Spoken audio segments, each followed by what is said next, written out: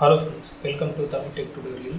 In the tutorial, JavaScript பற்றி நம்ம பார்க்க போகிறோம். ஸோ எப்படி ஒரு HTML எலிமெண்ட்ஸ் JavaScriptோட கனெக்ட் பண்ணுறதை பற்றி நம்ம பார்க்க போகிறோம் ஒரு சின்ன எக்ஸாம்பிளோட. ஸோ இந்த வீடியோவை ஃபுல்லாக பாருங்கள், கண்டிப்பாக உங்களுக்கு கிளியராக புரியும். இப்போ நான் ஆம்ஸ்ட்ராங் நம்பர் எப்படி JavaScriptல போகிறதுன்றதை நான் உங்களுக்கு காமிக்கிறேன். ஸோ இதில் பார்த்தீங்க அப்படின்னா இது ஒரு வெப் டெவலப்மெண்ட், ஒரு வெப் பப்ளிகேஷன். இதில் ஒரு வெப் ஸ்ட்ரக்சரை எது கொடுக்கும் அப்படின்னா HTML தான். ஏன்னா இதில் HTML மெயினாக டிசைன் தான், இது லாஜிக் கிடையாது. அது மாதிரி CSS பார்த்தீங்க அப்படின்னா அந்த ஸ்ட்ரக்சருக்கு டிசைன், அதாவது உங்கள் வெப் பேஜை இன்னும் பியூட்டிஃபுல் டிசைனாக கொண்டு வரணும் அப்படின்னா CSS யூஸ் பண்ணலாம். ஸோ CSSும் லாஜிக் கிடையாது. அப்போ எதுதான் லாஜிக் அப்படின்னா JavaScript தான். ஸோ நம்ம யூஸ் பண்ணுற UI எலிமெண்ட்டில் ஈவெண்ட்டை ட்ரிகர் பண்ணோம் அப்படின்னா அதுக்கப்புறம் கோடு கால் ஆகணும். இதுதான் ப்ரொசீஜர். ஸோ அந்த கோடு நம்ம எழுதணும் அப்படின்னா அது JavaScripடாக தான் பண்ண முடியும். ஸோ அதுதான் JavaScript. இப்போ ஒரு ஆம்ஸ்ட்ராங் நம்பர் கண்டுபிடிக்கிறதுக்கு நம்மளுக்கு என்னென்ன தேவை அப்படின்னா, வெப் அப்ளிகேஷனை பொறுத்த வரைக்கும் ஒரு டெக்ஸ்ட் பாக்ஸ், அதாவது நம்ம வாங்கக்கூடிய நம்பர், அதுக்கப்புறம் ஒரு பட்டன். அந்த பட்டனை ப்ரெஸ் பண்ணிங்க அப்படின்னா நம்ம என்ன நம்பர் கொடுத்தோமோ அந்த நம்பர் ஆம்ஸ்ட்ராங் நம்பராக இல்லையா செக் பண்ணணும். ஸோ ஆம்ஸ்ட்ராங் நம்பர்னால் என்ன அப்படின்னா, ஒரு நம்பர் கொடுத்தோம் அப்படின்னா அந்த நம்பருடைய இண்டிவிஜுவல் டிஜிட்டுடைய க்யூபை சம் பண்ணோம் அப்படின்னா அதே சேம் நம்பர் வரணும். அப்படி வந்தால் தான் அது ஆம்ஸ்ட்ராங் நம்பர், இல்லைனா அது ஆம்ஸ்ட்ராங் நம்பர் இல்லை. எக்ஸாம்பிள் நம்பர் பார்த்தீங்கன்னா 153. ஸோ 153ல் அது எப்படி பிரியணும்னா 1 cube plus 5 cube plus 3 cube. So 1 கியூபுக்கு 1 தான், 5 கியூபுக்கு பார்த்தீங்கன்னா 125, 3 கியூபுக்கு பார்த்தீங்கன்னா 27. ஸோ இதெல்லாம் சம் ஆட் பண்ணினா நம்மளோட ஒரிஜினல் நம்பர் 153 வரும். இதுதான் லாஜிக். ஓகேங்களா? ஸோ இது மாதிரி வேறு ஏதாவது நம்பர் கொடுத்தீங்கன்னா அது நாட் ஆம்ஸ்ட்ராங் வரணும். இதுதான் கண்டிஷன். இப்போ HTML எலிமெண்ட்ஸ் பார்த்தீங்கன்னா இதில் யூஸ் பண்ணுற விஜெட் டெக்ஸ்ட் பாக்ஸு, பட்டன். ஸோ மோஸ்டான HTML எலிமெண்ட்ஸை நம்ம அக்சஸ் பண்ணுறதுக்கு JavaScriptல வேல்யூன்னு ஒரு ப்ராப்பர்ட்டி இருக்கும். ஸோ அந்த வேல்யூங்கிற ப்ராப்பர்ட்டி வச்சு தான் நம்ம இன்புட்டை டைனமிக்காக மாற்ற முடியும். அதுக்கப்புறம் நான் யூஸ் பண்ணுற டூல் பார்த்தீங்கன்னா NetBeans ID. ஸோ இந்த HTML 5 அப்ளிகேஷன் பார்த்தீங்கன்னா NetBeans ஒரு சூப்பரான ஐடி. இதில் நீங்கள் பண்ணலாம். அது இல்லை அப்படின்னா விசுவல் ஸ்டுடியோ கோடில் பண்ணலாம், இல்லைனா ஆன்லைன் ரிப்ளட் ஐடியில் நீங்கள் பண்ணலாம். இன்னும் நிறைய ஆப்ஷன் இருக்குது. பட் NetBeans பார்த்தீங்கன்னா கொஞ்சம் கன்வீனியண்ட்டாக இருக்கும். இப்போ நான் உங்களுக்கு டெமோ காமிக்கிறேன். இதுதான் NetBeans 14. ஸோ இதில் பார்த்தீங்கன்னா ஃபைலில் கிளிக் பண்ணிங்க அப்படின்னா இந்த மாதிரி உங்களுக்கு ஆப்ஷன் காமிக்கும். NetBeans ஜென்ரலாக ஜாவாக்கு யூஸ் பண்ணுவாங்க. அதுக்கப்புறம் PHP பண்ணலாம், HTML5 பண்ணலாம். ஸோ HTML5 இதில் HTML5 JavaScript அப்ளிகேஷன். தென் கிளிக் நெக்ஸ்ட். இங்கே நீங்கள் ஒரு ப்ராஜெக்ட் நேம் கொடுக்க முடியுமா. ஸோ இது ஆம்ஸ்ட்ராங் அப்படின்னு போடுறேன். மற்றபடி ப்ராஜெக்டோட லொக்கேஷன் இருக்குது. அதுக்கப்புறம் நீங்கள் நெக்ஸ்ட்டு கொடுக்க வேண்டியதான். வேறு ஏதாவது டெம்ப்ளேட் ஆட் பண்ணாலும் பண்ணலாம், இல்லைனா சிம்பிளாக நோ கொடுத்துட்டு நெக்ஸ்ட்டு கொடுக்க வேண்டியதான். இதெல்லாம் எக்ஸ்ட்ரா ஃபிட்டிங் வேணும் அப்படின்னா யூஸ் பண்ணிக்கலாம், இல்லைனா விட்டுடலாம்.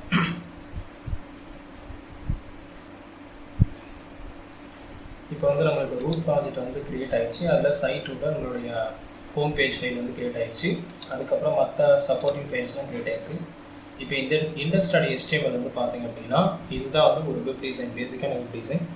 இதில் நீங்கள் JavaScriptை எக்ஸ்டர்னல் ஃபைலாக ஆட் பண்ணிக்கலாம், இல்லைனா இன்டர்னல் JavaScripடாக பண்ணலாம். என்ன கேட்டிங்கன்னா இன்டர்னல் JavaScripடாக பண்ணுறது ரொம்ப ஈஸி. ஸோ இன்டர்னல் JavaScripடெல்லாம் நம்ம என்ன பண்ணோம் அப்படின்னா இந்த ஹெட்டுங்கிற டேக் உள்ள நீங்கள் ஸ்கிரிப்ட்டுன்னு ஒரு டேக் ஆட் பண்ணிங்கன்னா அது ஆட்டோமேட்டிக்காக JavaScript கோடு எழுதிக்கலாம்.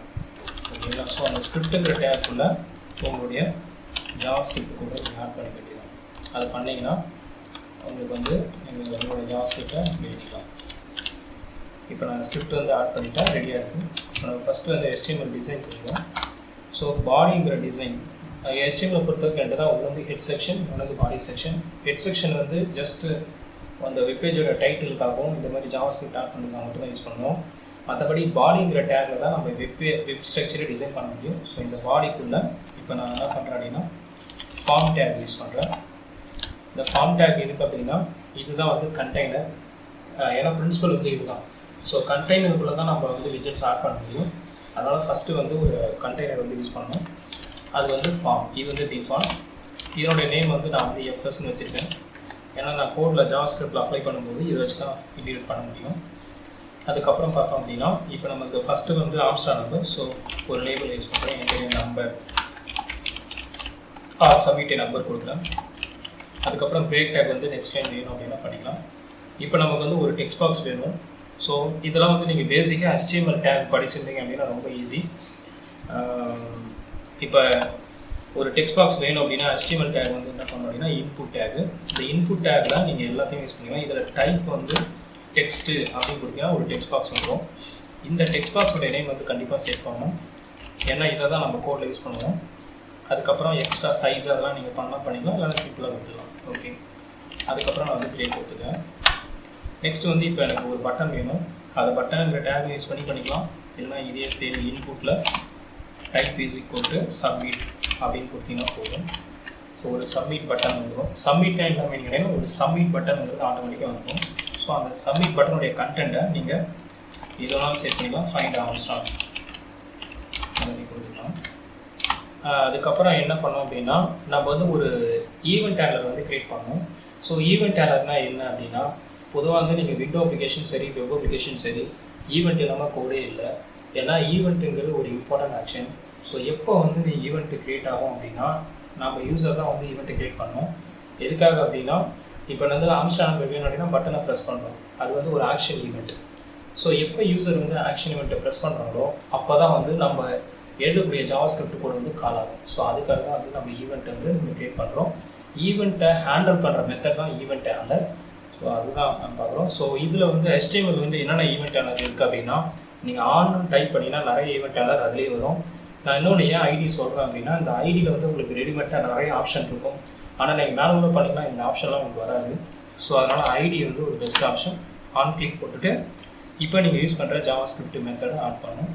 நான் என்ன ஜாவாஸ்கிரிப்டே ஆட் பண்ணல, இங்கே இந்த ஸ்கிரிப்டுக்குள்ளே ஒரு ஃபங்க்ஷன் ரைட் பண்ணுறேன். ஃபங்க்ஷன் டிஸ்பிளே ஒரு ஃபங்க்ஷன் ஆட் பண்ணுறேன். இப்போ இந்த ஃபங்க்ஷனை அப்படியே காப்பி பண்ணி இந்த இடத்துல போடுறேன். ஓகேங்களா?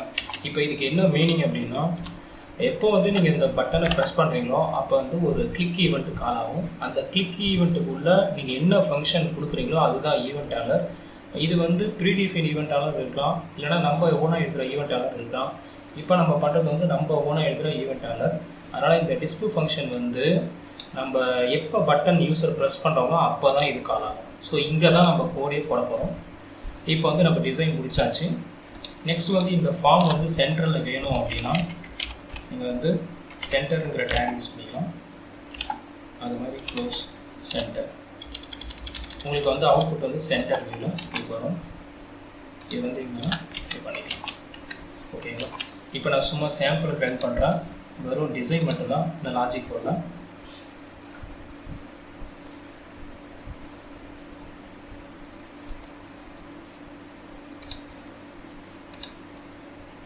இதில் வந்து நீங்கள் ப்ரௌசர் ஆப்ஷன் மாற்றிக்கணும்.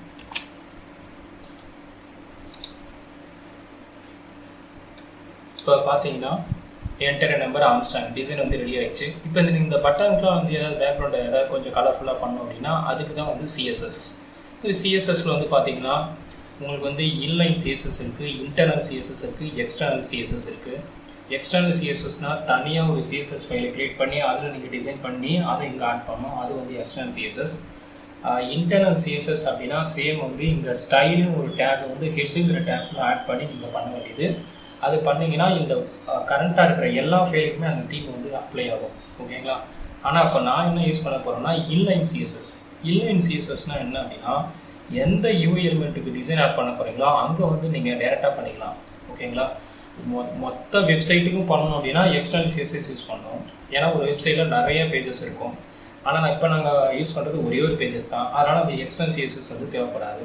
அது மாதிரி ஒரு பேஜில் எல்லா எலிமெண்ட்டுக்கும் வேணும் அப்படின்னா அப்போ வந்து இன்டர்னல் CSS யூஸ் பண்ணிக்கலாம். ஓகேங்களா? ஸோ அதுவும் வந்து எனக்கு தேவையில்லை, ஏன்னா நான் பட்டனை மட்டும்தான் கலர் பண்ண போகிறேன். அதனால் வந்து நான் என்ன பண்ணுறேன் அப்படின்னா டேரெக்டாக வந்து இன்லைன் CSS யூஸ் பண்ணுறேன். ஓகேங்களா? இங்கே வந்து என்ன பண்ண அப்படின்னா ஸ்டைல்னு ஒரு டேக் இருக்கும், ஸ்டைல். ஓகேங்களா? ஸ்டைல் கொடுத்தா வந்துடும். இப்போ என்ன பண்ணணும்னா உங்களுக்கு பேக்ரவுண்ட் கலர். ஸோ இதில் கொடுத்து பேக்ரவுண்ட் டைப் பண்ணாலே வந்துடும். இதுதான் வந்து ஐடி வந்து ஒரு பெஸ்ட்டான ஆப்ஷன். இதுவே நீங்கள் மேனுவலாக போனீங்க அப்படின்னா இந்த மாதிரி ஆப்ஷன்லாம் இருக்காது, மறந்துடும். ஸோ அதுக்கப்புறம் நெக்ஸ்ட்டு வந்து கலரில் வந்து பார்த்தீங்க அப்படின்னா ஒயிட்டு. ஸோ ஒயிட், க்ரீன் கொடுத்துக்கலாம். ஓகேங்களா?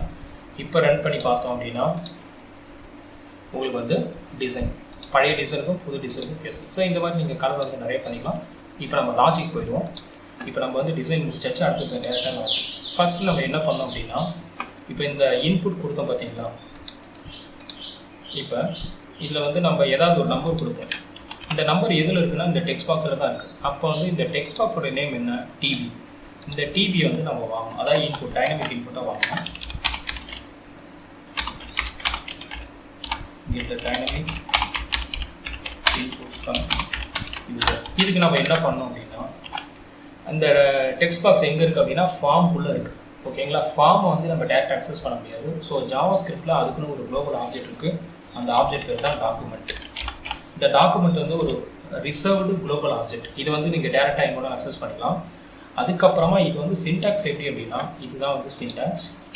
நான் ஃபஸ்ட்டு சின்டாக்ஸ் சொல்லிடுறேன். So document dot form ID dot specific, அதாவது விட்ஜெட்டு ஐடி, அதுக்கப்புறமா அதனுடைய ப்ராப்பர்ட்டி வந்து மோஸ்ட்டாக வேல்யூ. இப்படி தான் வந்து சின்டாக்ஸ். இப்போ நம்ம டாக்குமெண்ட் யூஸ் பண்ணிட்டோம். அடுத்தது ஃபார்ம் ஐடி பார்த்தீங்கன்னா ஃபார்மோட நேம் என்ன, எஃப்எஸ்ன்னு இருக்குது. So FS. அதுக்கப்புறம் என்ன நமக்கு வந்து அடுத்ததுன்னா டெக்ஸ்ட் பாக்ஸ். டெக்ஸ்ட் பாக்ஸோட நேம் வந்து எதுன்னா டிவி. So TV. அதுக்கப்புறம் நம்ம வந்து அந்த வேல்யூ வாங்கணும் அப்படின்னா வேல்யூ. ஓகேங்களா, இதுதான் வந்து நாங்கள் கொடுத்துருப்பேன். ஒவ்வொரு எலிமெண்ட்டுக்கும் பார்த்தீங்கன்னா மோஸ்ட்டாக வேல்யூ இருக்கும், சில எலிமெண்ட்டுக்கு மட்டும் மாறும். எல்லா டெக்ஸ்ட் ஃபேமிலிக்கும் வேல்யூ தான். இப்போ நம்ம இந்த இன்புட்டை வாங்கிட்டோம். ஸோ ஜாவாஸ்கிரிப்ட் வந்து பார்த்தீங்கன்னா இதில் இன்ட்டு ஃப்ளோட் கேரக்டர்லாம் பண்ணக்கூடியது, அப்படியே வேரியபிளும் யூஸ் பண்ணால் போதும். இது வந்து பைத்தான் மாதிரி தான். ஸோ அதனால் நம்பர் தானே, ஸோ அப்படின்னு நான் கொடுத்துறேன். ஓகேங்களா, ஆனால் நீங்கள் டெக்ஸ்ட் பாக்ஸில் இன்டிஜராக கொடுத்தாலுமே அது டிஃபால்ட்டாக ஸ்ட்ரிங்காக தான் எடுத்துக்கும். இது வந்து டிஃபால்ட். ஓகேவா, அதனால் இந்த ஸ்ட்ரிங் ஃபார்மேட்டாக இருக்கிற நம்பரை மறுபடியும் நான் நம்பராக மாற்றணும். அதுக்கு என்ன பண்ணால் ஒரு சின்ன டைப் கேஸ் வந்து பண்ணேன். ஓகேங்களா, so convert string formatted number to number, அதாவது டேட். அதாவது நீங்கள் டெக்ஸ்ட் பாக்ஸில் எந்த இன்புட் கொடுத்தாலும் அந்த ஸ்ட்ரிங்காக தான் எடுத்துக்கும். நீங்கள் பிரிண்ட் பண்ணுறது ஸ்ட்ரிங்காக தான் எடுத்துக்கும். அதனால தான் நம்ம கன்வர்ஷன் பண்ணுறோம்.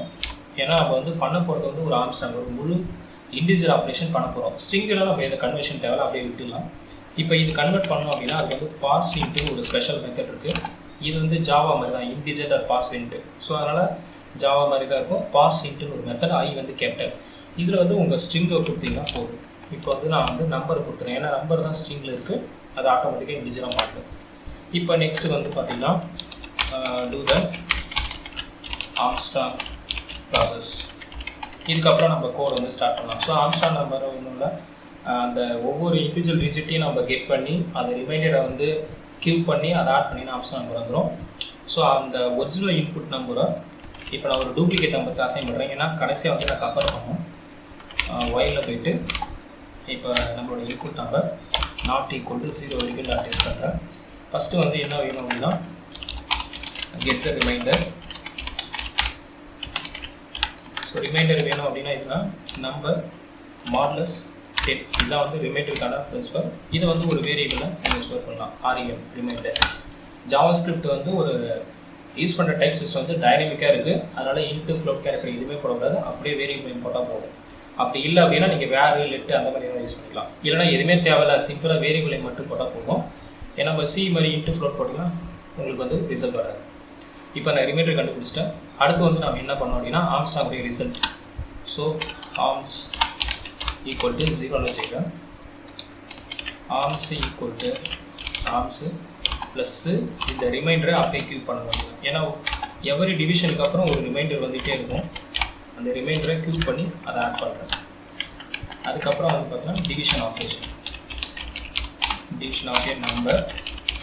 இது வந்து ஒரு சின்ன சேஞ்சஸ் இருக்குது. நம்ம டேரெக்டாக n equal to divide by 10ன்னு கொடுத்தீங்கன்னா உங்களுக்கு வந்து இன்டிஜர் பார்ட் வராது, டெசிமல் பாயிண்ட் வந்து கண்டிப்பாக வரும். ஏன்னா இது ஜாவா C++ மாதிரி கிடையாது. அதனால் வந்து ஒரு சின்ன என்ன பண்ணுறோம் அப்படின்னா ஒரு ப்ரீடிஃபைன் ஃபங்க்ஷன் யூஸ் பண்ணுறோம், ட்ரங்க். இந்த ட்ரங்க்கில் போயிட்டு n ஈக்குவல் டு 10/10 இப்படி கொடுத்தா தான் உங்களுக்கான ஒரு முழு இன்டிஜர் வேல்யூ கிடைக்கும். இல்லைனா உங்களுக்கு ஃப்ளோட் வேல்யூ தான் கிடைக்கும். அப்புறம் வந்து உங்களுக்கு ரிசல்ட்டே வந்து பார்த்திங்கன்னா நாங்கள் தான் வரும். இப்போ நான் வந்து ஆம்ஸ்ட்ராங்க்கு முடிச்சாச்சு. இப்போ ரிசல்ட் எதில் ஸ்டோராக இருக்குன்னா ஆர்ம்ஸுங்கிற வேரியபிளில் தான் ஸ்டோர் ஆகுது. இந்த ரிசல்ட்டும் இந்த நம்ம அசைன் பண்ண டூப்ளிகேட்டும் சேம் அப்படின்னா இந்த கிவன் நம்பர் இஸ் ஆம்ஸ்டாங். அதை வந்து அலர்ட்டுங்கிற ஒரு மெசேஜ் பாக்ஸில் பண்ணிக்கலாம். அலர்ட்டுங்கிறது வந்து பார்த்தீங்கன்னா ஒரு ப்ரீ டிஃபைன்டு மெசேஜ் பாக்ஸ். அதை வந்து நீங்கள் டேரெக்டாக யூஸ் பண்ணிக்கலாம். ஸோ இதில் வந்து the given number is Armstrong அப்படின்னு நீங்கள் மெசேஜ் கொடுத்துக்கலாம். ஆசா செமிக்கோன். இந்த கண்டிஷன் சேல்ஸ்வே ஆகலை அப்படின்னா என்ன சொன்னோம் அப்படின்னா the given number is same அதே அலர்ட் பாக்ஸில் யூஸ் பண்ணிக்கலாம். the given number is not Armstrong number அப்படி போட்டு முடிச்சுக்கலாம். இதில் தான் வந்து கோடு. ஸோ ரிமைண்டரை வாங்கி அதை க்யூப் பண்ணி நம்பரோட சம் பண்ணிங்கன்னா ஆம்ஸ்டாங் நம்பர் கிடைச்சிடும். இது வந்து எத்தனை டைப் பண்ணால் ஒரு 3 டைப். 153 வந்து ஆம்ஸ்டாங் நம்பருக்கு எக்ஸாம்பிள். அதில் ஃபஸ்ட்டு வந்து 153 நாட் ஈக்குவல் டு நல்லான்னு செக் பண்ணும். அதுக்கப்புறம் கண்டிஷன் உள்ளே வரும். அந்த 153ல் 10 டிவைட் பண்ணிங்க அப்படின்னா உங்களுக்கு 3 மட்டும் ரிமைண்டர் வரும். அந்த 3யை 3 டைம்ஸ் க்யூப் பண்ணும்போது 27 ரேட்டில் போகும். அதுக்கப்புறம் 153 டிவைட் பண்ணோம் அப்படின்னா 15 10 வரும். அதனால் 15 மட்டும் வெளியில் வரும். அதை ட்ரங்க் யூஸ் பண்ணிக்கலாம். ட்ரங்க் யூஸ் பண்ணாமல் கொடுத்தீங்கன்னா 15.3 காமிக்கும். அது அப்படியே ஃப்ராக்ஷனாக போயிட்டே இருக்கும். உங்களுக்கு ராங் ரிசல்ட் வரும். அதுக்காக தான் ட்ரங்க் யூஸ் பண்ணுறோம். அதுக்கப்புறம் மறுபடியும் 15 நாட் ஈக்குவல் டு 0 செக் பண்ணோம். அதில் வந்து பார்த்தீங்கன்னா ரிமைண்டர் 5 வெளியில் வரும். ஸோ அந்த மாதிரி 5 வந்து 3 டைம்ஸ் க்யூப் பண்ணும்போது 125. ஏற்கனவே ஒரு ஆம்ஸ்டாங் ஒரு வேல்யூ வந்து 27. ஸோ அதை ரெண்டுத்தையும் ஆட் பண்ணிக்கும். அதுக்கப்புறம் வந்து ட்ரங்க் வந்து 15/10 பார்த்தீங்கன்னா 1ன்னு காமிக்கும். இப்போ வந்து n not equal to 1, 1 not equal to 0ங்கிறது ட்ரூ தான். மறுபடியும் 1க்கு ரிமைண்டர் பண்ணும்போது 1 மட்டும் வரும். அதோட 3 கியூப் வந்து பார்த்தீங்கன்னா 1. ஏற்கனவே 152 இருக்கும். அதோட 1 ஆட் பண்ணிங்கன்னா 153 வந்து ஆர்ம்ஸில் ஸ்டோர் ஆகிடும். இந்த 2 நம்பர் செக் பண்ணிங்கன்னா உங்களுக்கு அவுட்புட் வரும். இப்போ நான் வந்து ரன் பண்ணுறேன். இப்போ வந்து நான் வேலிட் நம்பர் கொடுக்குறேன், 153 கொடுக்குறேன். So given number is Armstrong அப்படின்னு டெக்ஸ்ட் பாக்ஸில் காமிக்குது. அதுக்கு அடுத்த நம்பர் கொடுத்து பார்க்குறேன். Given number is Armstrong. வேறு எந்த நம்பர் கொடுத்தாலுமே உங்களுக்கு வந்து இந்த கிவன் நம்பர் இஸ் ஆம்ஸ்டாங் அப்படின்னு காமிக்கும். ஓகேங்களா? ஸோ ஜாவாஸ்கிரிப்டில் அப்புறம் முக்கியமான விஷயம் என்ன அப்படின்னா இந்த ட்ரங்க்குங்கிறது நீங்கள் கண்டிப்பாக பண்ணணும். ஒரு வேளை போடாமல் விட்டிங்கன்னா என்ன ரிசல்ட் வரும்னு நான் உங்களுக்கு காமிக்க பாருங்கள். நம்ம நார்மலாக வந்து ஜாவாவில் வந்து இப்படி தான் போடுவோம். ஜாவா C++ எல்லாத்தையும் இப்போ போட்டு நீங்கள் ரன் பண்ணிங்கன்னா சேம் நம்பர் 153 போட்டாலுமே உங்களுக்கு அவுட்புட் வந்து நாட் ஆம்ஸ்டாங் நம்பர் தான் காமிக்கும். ஏன் அப்படின்னா அது வந்து டிவிஷன் வந்து கரெக்டாக பண்ணல. டிவிஷன் வந்து பாயிண்டில் கொடுக்குறதுனால அது ஆட்டோமேட்டிக்காக உங்களுக்கு ரிசல்ட் ராங்காக மாறிட்டே இருக்கும். இதுதான் வந்து ரீசன். அதனால் வந்து நீங்கள் டிவிஷன் பண்ணும்போது மட்டும் ஜாவாஸ்கிரிப்டில் ட்ரங்க்குங்கிறதான் யூஸ் பண்ணணும். ட்ரங்க்குங்கிறது ஒரு ப்ரீடிஃபைன் ஃபங்க்ஷன். அது மேத்துங்கிற கிளாஸில் இருக்குது. இதெல்லாம் வந்து நீங்கள் ஆட்டோமேட்டிக்காக போட்டாலே உங்களுக்கு வந்துடும். ஓகேங்களா? ஸோ இதுதான் வந்து ஆம்ஸ்டாங் நம்பர் போட, அதாவது ஒரு சிம்பிள் வெப் அப்ளிகேஷன் எப்படி ஜாவாஸ்கிரிப்டில் பண்ணுறது அது வந்து ஒரு நம்பரில் பண்ணுறதுங்கிறத நான் உங்களுக்கு காமிச்சிருக்கேன். ஸோ இந்த வீடியோ பிடிச்சிருந்தீங்கன்னா லைக் பண்ணுங்கள், ஷேர் பண்ணுங்கள். உங்களுக்கு வேறு ஏதாவது டவுட் இருந்ததுன்னா நீங்கள் பாருங்கள். அப்புறம் ஐடி வந்து பார்த்தீங்கன்னா நெட்பீன்ஸ் வந்து ஒரு எக்ஸலண்ட் ஐடி. ஏன்னா இந்த ப்ராஜெக்ட் வந்து கரெக்டாக வந்து உங்கள் கம்ப்யூட்டரில் ஒரு லொக்கேஷனில் ஸ்டோர் ஆகிடும். அதை நீங்கள் எடுத்து பேக்கப் வந்து உங்கள் ஃப்ரெண்ட்ஸுக்கு வந்து நீங்கள் ஷேர் பண்ணிக்கலாம். அது மாதிரி உங்களுக்கு ஃபீச்சர்ஸ்லாம் வந்து பார்த்திங்கன்னா ஆட்டோமேட்டிக்காக நிறைய ஃபீச்சர்ஸ் இங்கே சப்போர்ட் ஆகும். ஸோ உங்களுக்கு கோட் ஒர்க் பண்ணுறதுக்கும் வந்து ஒரு சூப்பராக இருக்கும். அதனால் வந்து நெட்பீன்ஸ் வந்து நீங்கள் யூஸ் பண்ணி பாருங்கள். நன்றி, வணக்கம்.